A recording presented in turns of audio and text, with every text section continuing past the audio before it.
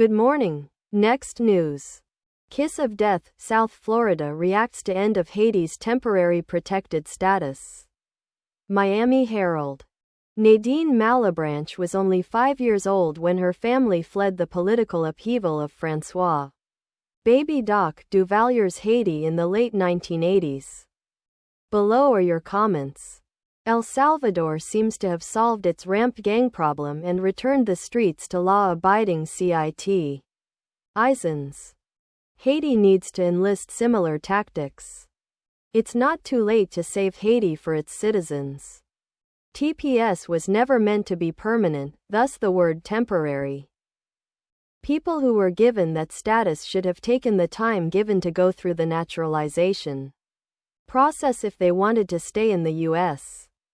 All of the countries on the list are dangerous beyond belief other than Cuba. Those people of Cuban, Haitian and Venezuelan ancestry who voted for Trump should remember he is ONL. Why doing what he said he would? This woman was in foster care. Had she been adopted she would have gotten citizenship. But because of status she lacked the funds and guidance. When she got TPS she should have tried again, but probably it did not seem necessary. We have all made bad choices. This one may cost her her life. Temporary protected status is exactly that. Temporary. The D in DACA stands for deferred. If DACA had been intended to be permanent, it would have been PACA.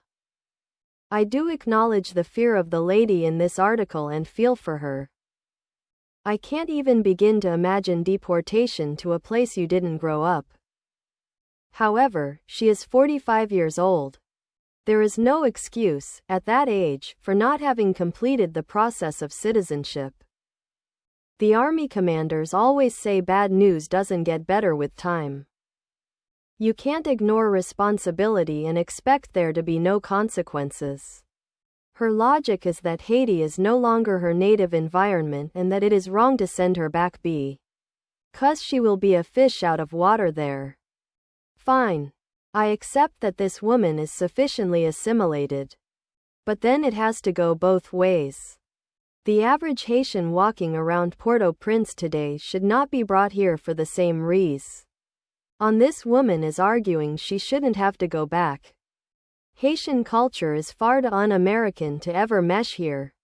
I lived next door to a Haitian family for years. The parents came over as adults, the children were born here, but they were very cloistered and jealously guarded their children from American cultural influences. The kids could barely string 2 English sentences together, and I repeat, they were born here. The recreational violence I witnessed them engage in towards each other and their business associates that came to their property was jaw-dropping. And I live in a nice neighborhood, not the ghetto. This family was given every financial opportunity to succeed, and they were nothing but a hornet's nest of foul behavior from the day they moved in until the day they left. Contemporary native Haitians are not assimilatable. Temporary protected status, not a forever status as many have now assumed. It's a cultural issue with them. Across-the-board poverty nearly always breeds poverty. They are the only one who can stop the cycle. Moving doesn't fix the problem. America is not a country for the dumping of foreign countries' populations just because they are having any kind of turbulence that they create themselves in their own countries. A teenage gang member walks with a rifle during a raid in Port-au-Prince on Deck 00/13/2024. The United Nations estimates that about half of the country's gang members are children. And what is the UN doing to remedy this situation? Nothing. 00. T stands for temporary. She shouldn't have been allowed to stay more than 6 months or a year. I get tired of the perpetual nature of the Dems' argument. Let them in temporarily, let them establish families, then claim we can't break families apart. Because they need a new voting bloc. Do they have free elections in Haiti, Venezuela, or any of the multitude of countries that have invaded our border? Don't tell me it wasn't an invasion either, my eyes don't lie. Had these people stayed in their home country, could they have made a difference? Is America?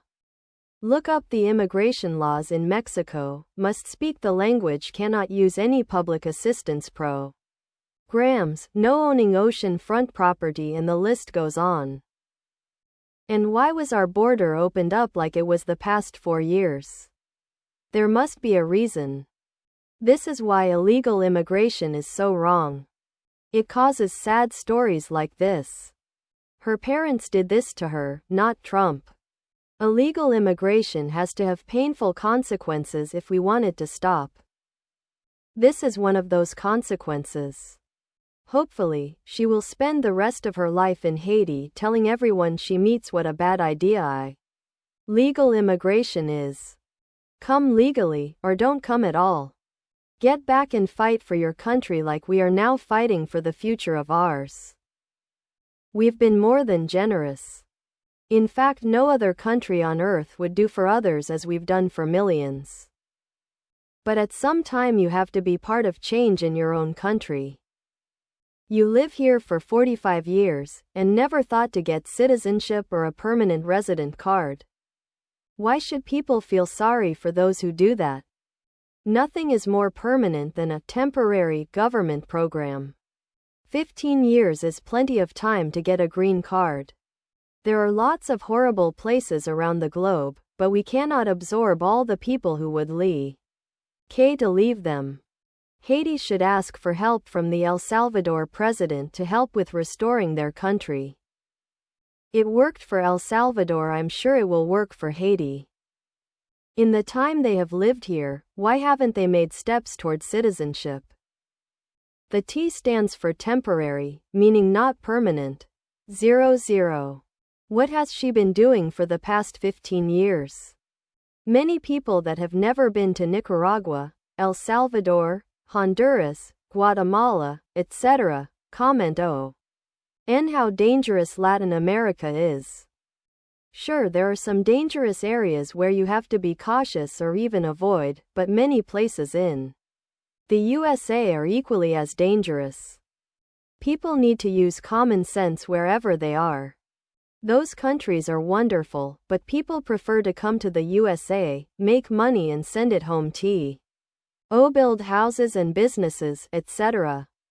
All that money sent overseas is money that should stay in the USA economy. The Haitians' biggest problems and corrupting influence is as a result of the greed and machinations of Gilbert Bigio and his Mossad handlers, who have been dealing with the devils in government and NGS and milking the country for generations now. Gilbert Bigio and Mossad thrive on the current gang-led situation and still are draining money from the country at the citizens' expense. The 500,000 Haitians in the USA sold be going home to help their country, not hiding out in America and lamenting how bad it is there. She has been here 40 years. She hasn't secured citizenship? Why? This temporary status started years ago with the big earthquake in Haiti. You have overstayed your temporary status. Comical how the Miami Herald thinks that we should take in everybody that wants to come here, and why their way? Temporary protection for more than 30 years? This is why it's ending immediately. It's never temporary but a back-due immigrant visa. Back to your country. Or better, self-deport to Canada, Mexico, etc. The black slave population of Haiti revolted from the French and started their own nation. And Haiti and other black-governed African nations such as Zimbabwe, Rwanda have been presented as examples of what happens when the black populace governs, mostly showcasing all the negative aspects, such as inability to establish a stable government that doesn't turn communist. It is also said that South Africa is beginning to turn to some of the negative attributes that have been outlined. Have read many accounts that are interesting and thought-provoking. Any thoughts or opinions out there are welcomed and please post. I would say that most of the Haitians who are here seem to gravitate toward manual labor or healthcare.